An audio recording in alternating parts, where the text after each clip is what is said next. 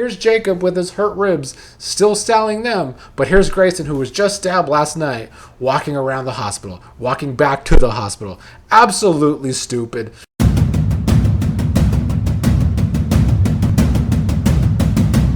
Happy Monday, everybody. Although it's not always so happy watching Beyond the Gates lately because the streak of these writers giving us some really bad episodes continues. The writing is so bad and boring right now. We are really on a streak.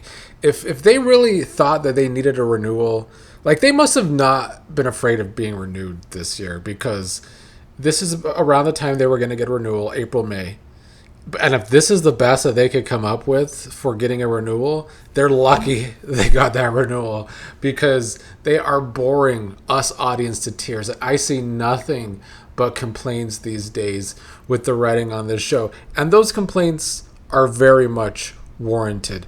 We've got to touch upon this Grayson nonsense. It's become quickly so very unrealistic.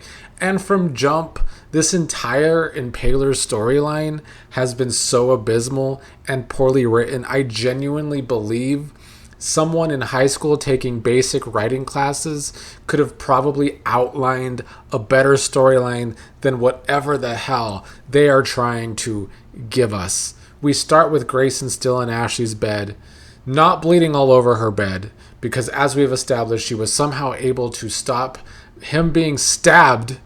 She was able to stop a stab wound with some bandages. No, he's not sewed up. You can correct me if I'm wrong, because last Friday I was so bored I was talking to the chat more during the live watch along I was doing. But we did not see Grayson get stitches from Ashley or anything to that effect from what I saw. Maybe that's what we're supposed to believe, but I missed it if that's what happened. Either way, he bled out a lot after being stabbed in a stairwell, was managed to walk to Ashley's after still bleeding. And then today, Jacob, aka Rashad, was calling Grayson's phone. Ashley was asking Grayson, "Who's Rashad?" And those Ashley and Grayson scenes, they fell so flat. They are not doing a good job making me care for another Ashley coupling. The other annoying part about it is that we had to sit and watch Ashley be so over the top ridiculous about Derek lying to her about being able to walk again. But now Grayson's lying to her about she doesn't even know what, and she's just so gung-ho about helping him. And today she was going to go so far, and she did eventually go so far as to stealing medicine from the hospital for a man who she's barely began dating. It doesn't make a lick of sense.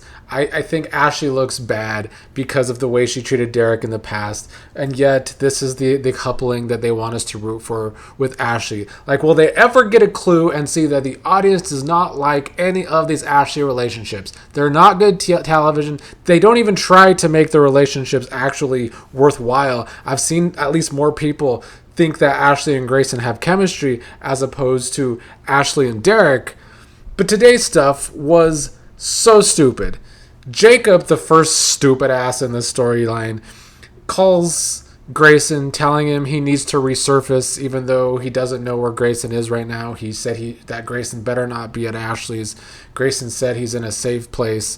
But Jacob said Grayson needs to get his ass to the hospital and do another drop-off, even though he was just stabbed. Meanwhile, Ashley went to work on a day she wasn't supposed to be there, made some excuse to Shanice about swapping shifts with another nurse that she was just lying about. And then Grayson did make it to the hospital, because I guess we're supposed to believe that Grayson is Superman. That is the way they have written Grayson. He was stabbed in the stairwell at the hospital, bleeding out. Walked all the way to Ashley's while bleeding out. Bled out more at Ashley's when Jan was distracting Ashley. Then Ashley just bandaged him up, and the next day, Grayson is able to walk back to the hospital after losing all that blood and do a drop-off for Jacob because Jacob's stupid ass told him so. That alone is unrealistic as fuck. But on top of that, I am so confused about the Impaler storyline. Can someone, anyone, tell me what the point of Ren stabbing him was in the first place? So they wanted to teach Grayson a lesson by stabbing him apparently, or at least that was Ren's way. And then they expected Grayson to do a drop off the next day. I guess that's what we're supposed to believe. It sounds very, very dumb to me. I feel like the writers just wanted to try and up the drama by having someone in the storyline stabbed, but then they wanted the storyline to continue quickly, which is ironic because their storylines never continue quickly. Like, why is every other storyline limping along, and yet the storyline with Grayson being stabbed is like whiplash? And what pissed me off more is that we have to see Jacob holding his rib, selling his injury all the time. I talked to Devin about this in the live chat today, because with wrestling, you got to sell your injuries. Well, Jacob is overselling the rib injuries. Meanwhile, Grayson's just walking around the hospital like he hadn't just been stabbed and lost blood. And the stab wound is apparently infected. Like, what is going through the writers' minds when they decided to put both of these things in this episode? Here's Jacob with his hurt ribs, still selling them, but here's Grayson, who was just stabbed last night, walking around the hospital, walking back to the hospital. Absolutely stupid. This Impaler storyline sucks.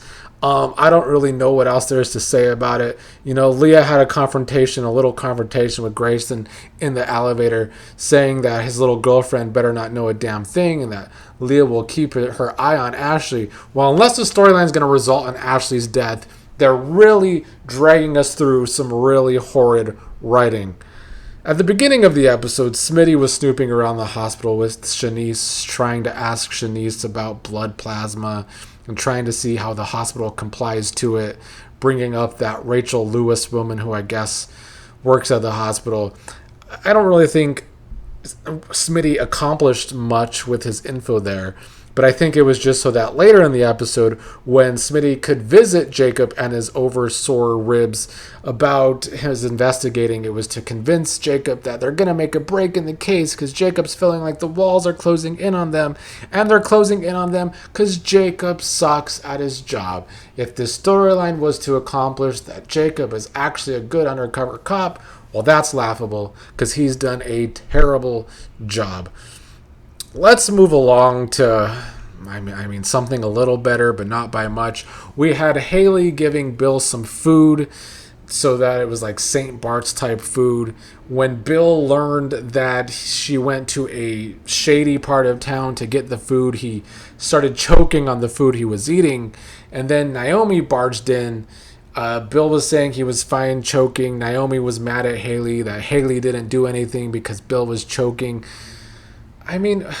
Does everyone know the Heimlich? Because I don't know the Heimlich. So if Naomi expected Hayley to know the Heimlich and doing it on Bill's big old body, I think Naomi was expecting a little too much there.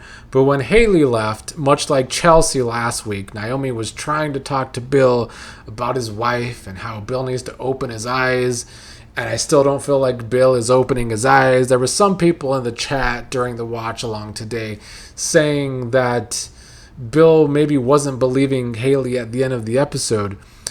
But until I see that Bill really isn't believing Hayley, until I see that Bill is truly calling Hayley out on something that he should be calling her out on and not just giving away to it when she apologizes for it, like she's always been apologizing lately, then I can't believe that Bill actually has his brain cells working until I see it with my own eyes. Meanwhile, Tomas was meeting with Trash today, trying to gain information from Vanessa regarding Lynette and the real estate deal that Lynette and Vanessa were supposed to make. But turns out that Lynette vanished, and Vanessa said that Lynette finally texted her back after Vanessa was blowing up Lynette's phone. But Dani ended up interrupting them, wondering what's going on at the law firm, thinking that Bill was getting Tomas some sort of penthouse and Bill's just throwing around money. But Dani learned that they were talking about a client, and that client was Lynette Wise, who she knows was hiring them for embezzlement charges. And she became very suspicious that Hayley was the one so generous with Lynette, giving Lynette money. And Dani also remembered that she met Lynette And so Vanessa and Dani really tried to get information out of Tomas today, and Tomas gave up information, saying that Bill is worried that Lynette was taking advantage of Hayley. Dani asked why Lynette would leave when she was, about to score a penthouse, because it doesn't really make sense. And then Dani was trying to convince Tomas that whatever he learns, he needs to share with Dani, which I don't really think Dani has a right to ask. But I'm actually glad that Dani's kind of being brought back into the Hayley and Bill storyline. As I've been saying lately, there's certain characters that need to be there when Hayley finally has her downfall. And Dani is certainly one of those characters, and I think Naomi is the other one. So it set up a little something today in an otherwise pretty bad episode. The only other stuff was filler. Nicole and Kyle, all they do is flirt with each other. I don't think the writing has upped its ante to make us really want to root for these two to get together.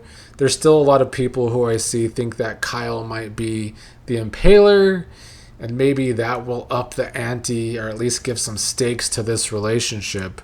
But really, they've been writing Kyle and Carlton way too stupid in this storyline, that they're just going to be all buddy-buddy now and have a nice little basketball game shooting hoops over Nicole. Like, be fucking for real. Be for real, Michelle Valjean. I know you're 74 or 75, but you gotta at least come back down to reality. This is not how people act in this day and age.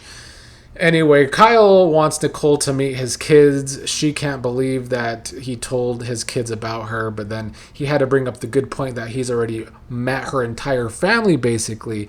But I don't know if these Kyle and Nicole scenes accomplished much today. It really was just filler in another boring episode of Beyond the Gates. But we get a break from the boring for the next 2 days. So I hope people enjoy soccer in Beyond the Gates place.